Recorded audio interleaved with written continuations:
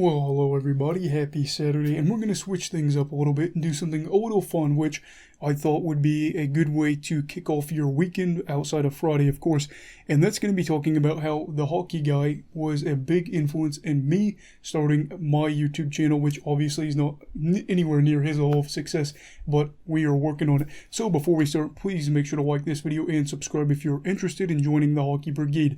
Now let's talk about it. So what were the main things for me? Well, around the time that I actually found his channel, the NHL and sports in general had shut down, and because of COVID, there was just a lockdown. So I was really bored. There wasn't really any sports content going on. You know, I'm a guy that's, since I've been about 13, was huge into sports, and even before that, I was pretty big into it. And with no sports, I just had to find different routes of things I was interested in. Lo and behold, I found his channel, and it was just really a good thing right off the bat. For one, he is a normal guy. He is a guy that worked normal jobs, and he's not somebody that, you know, went to Yale or anything like that. He went off, and I believe he worked at a poultry place, and then he also did like a calls thing where he was a calls rep. So it's pretty cool. He's a guy that you see him on the street, and he wouldn't, you know, not to be rude to him, but you just wouldn't think anything of him if you walked past him.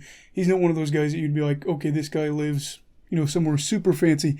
And that's the thing, though. He's not really a guy that uses fancy things. While he does have, you know, I think he just recently got a car. He doesn't use fancy things in his videos. He doesn't really use editing, he said.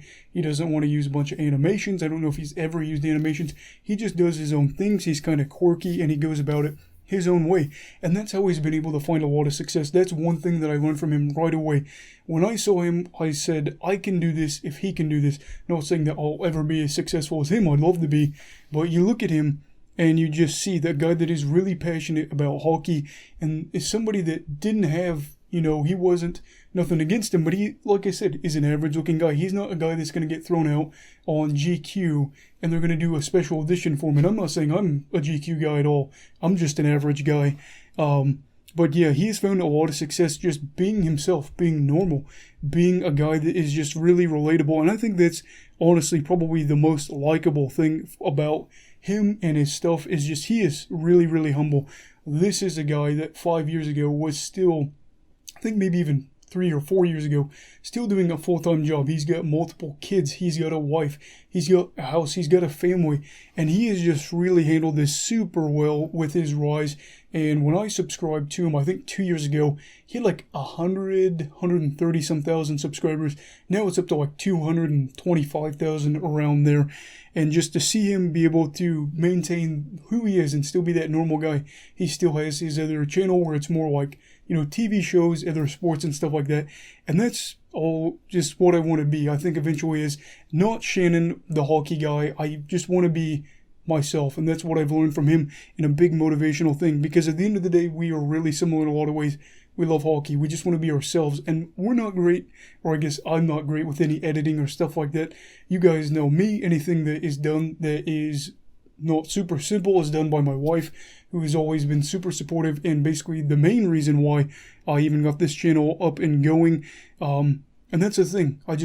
Again, that is the biggest thing here. We want to build something, but we want it to be natural, and we want it to feel like this is a family here. And I hope that obviously you guys, while this channel is small, understand that I'll respond to you as much as I can, fast as I can, all that good stuff. And I want you guys to feel like you're listened to, because obviously you guys are the key to my success and the key to the channel success going forward.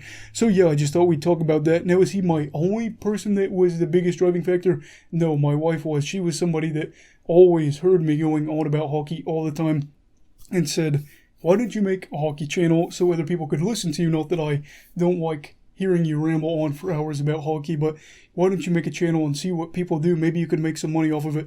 And while we haven't made money yet, I believe, I know we're going to get there. Rome wasn't built in a day. We're just going to keep chipping away day by day. We're going to keep putting out videos.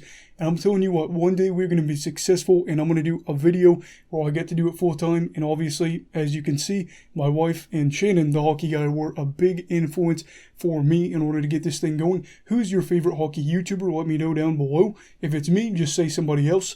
That way, you know, it doesn't have to be weird in the comments. But everybody, if you like this video, then like this video and join the Hockey Brigade by subscribing. Stay safe. Have a great night. You go love hockey, all right? Goodbye, Brigadiers and Brigadettes. This is your captain signing off. Have a great night.